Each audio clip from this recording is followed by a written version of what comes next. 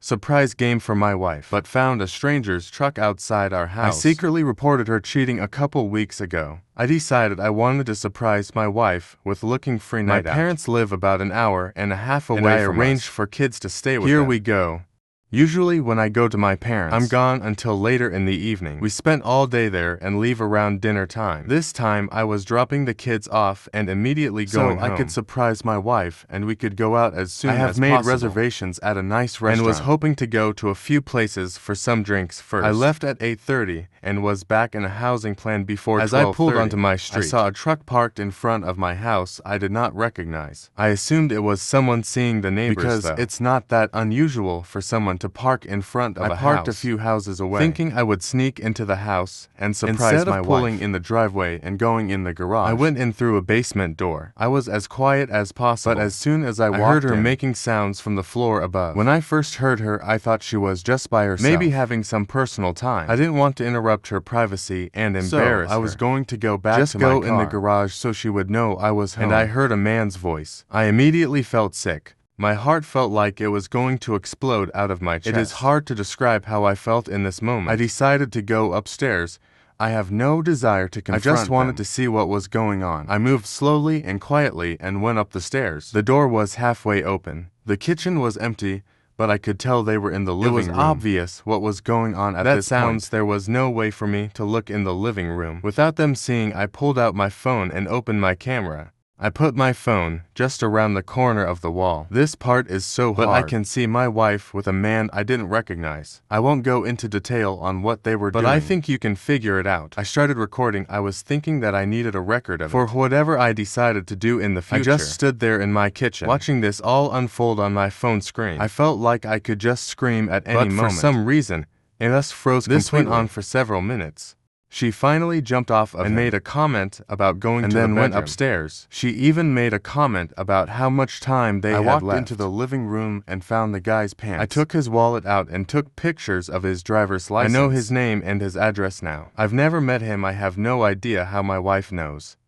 I left the house the same way I entered. I went back to my car and cried like a pathetic man I am. I decided to watch the video to make sure important. I watched it all.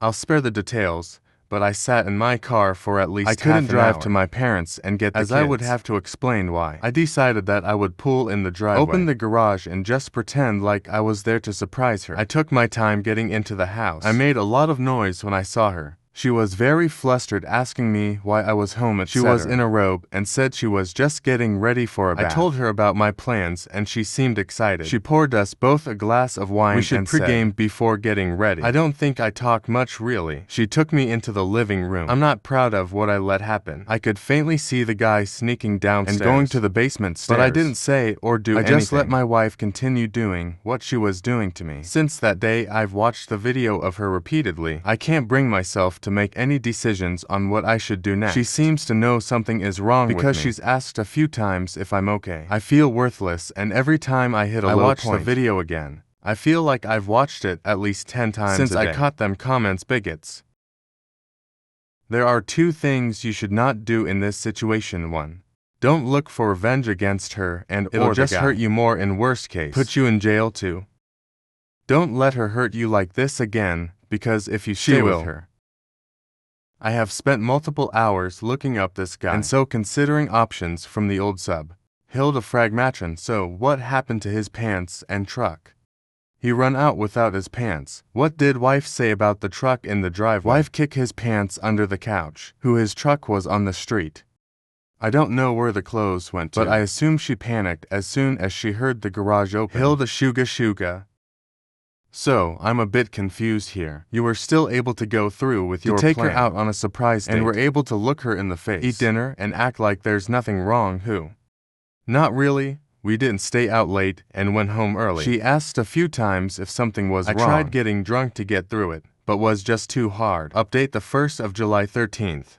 2024. I stopped watching the video after reading all the comments. On my first post, it has helped clear my mind and allowed me to focus on next steps. This has allowed me to be mostly back to my normal self. For both my kids and my job, I have gone through my wife's phone and found nothing. I searched the guy's name from the driver's license. I figured out how they met. He's a landscaper she was calling a few months ago to clean up our yard. Ended up getting some mulching and cleanup done. I've driven past his house many times. I think he is single, as I couldn't find any records of other people living in that address. I've only seen a truck parked in the driveway when I had driven by. I've been avoiding my wife after the kids are in bed one-on-one time. I don't want any awkward conversations, and I also don't want to have sex. I have mostly been successful with this, but did slip up one night when I had a little too much to drink. I hated myself for the next day. I don't believe she has seen him since the day. I've been paying attention anytime she's gone. I obviously can't track her 100%. I've read about Apple AirTags, but I use Android. I'm guessing any app I would put on her phone may be discovered. I have installed a doorbell camera on our house, so I can always see the street. When I did this, my wife didn't say anything. We continue to do things as a family as we normally would. I have done my best to not let her know what I know, and to continue to be a good dad to my kids. The weird thing I'm dealing with now is that she's planned a night out with a friend for drinks. It's a friend from work, so I don't know her at all. And I'm not connected with this person on social media. When she told me, I made up some excuse about work and said I couldn't watch the kids. She ended up getting our neighbor to agree to babysit. Now I'm debating if I should follow her to really see if she's meeting her friend or the guy. It seems like I'm heading towards a confrontation when I just want everything to go back to normal. I'm going to leave my house soon and pretend to be going to work. I'll probably just go to a bar to until I can drive by the place she's supposed to be going to. I'm filled with fucking dread about all of this. Update to July 20th.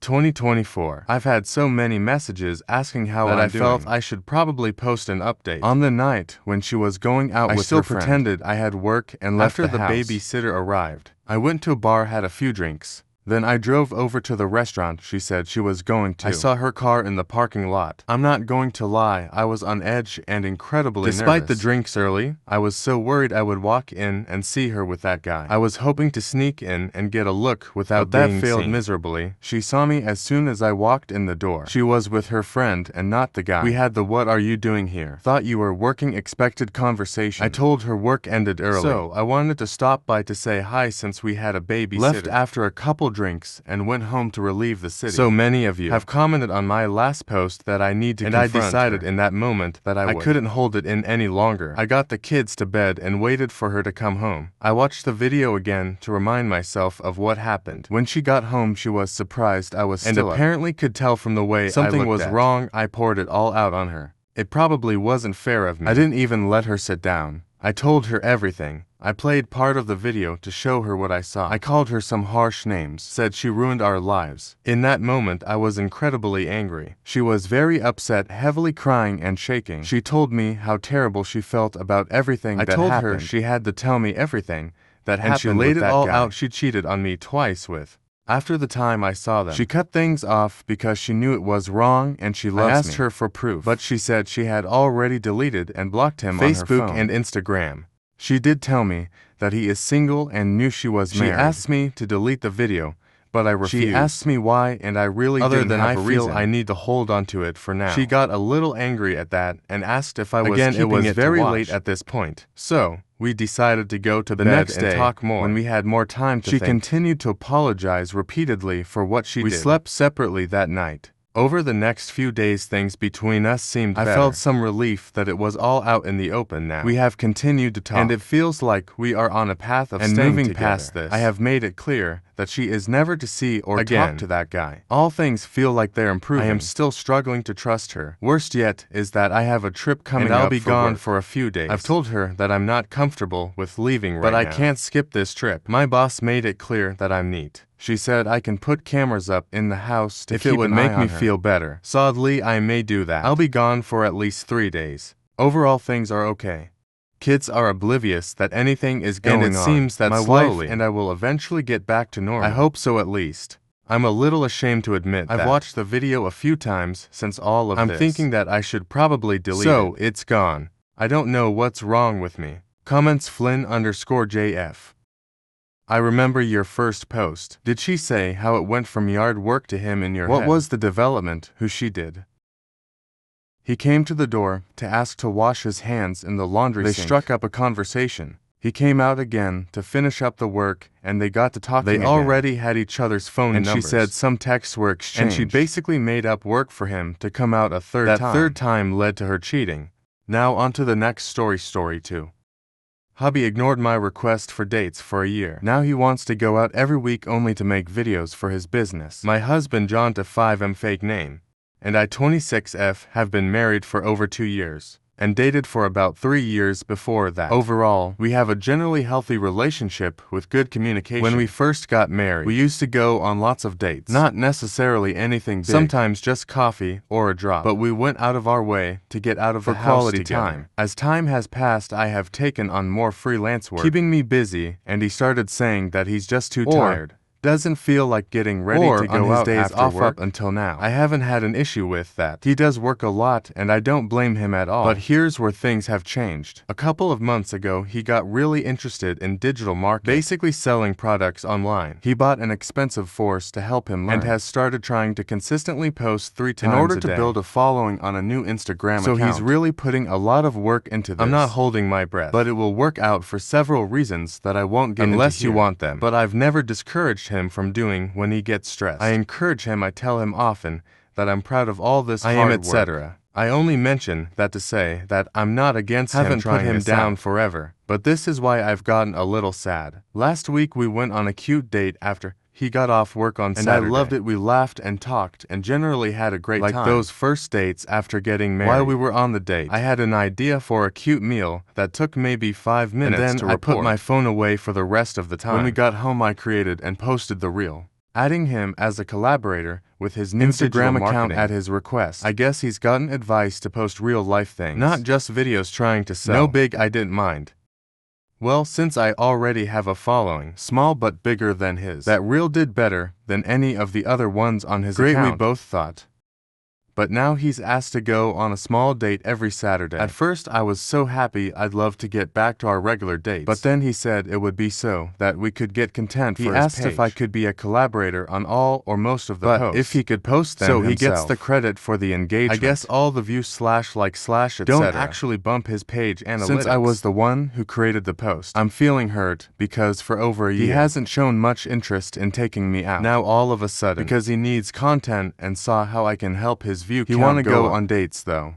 I guess I'm just feeling used and like I'm not any kind of priority. I feel like the dates won't even count as actual dates. Because he's not asking to go out to spend time with him. I do want to reiterate that I'm not opposed to him doing this side job. And I'm not even opposed to helping him or collaborating on posts. Though I prefer not to do it every week. I'm actually really happy whether or not it works out as a money maker. That he's just putting a lot of effort into something that excites him. I haven't seen him listen to anything maybe ever. I'm asking for advice because I don't know if I should bring this up to him or not. And if I do, what should I say?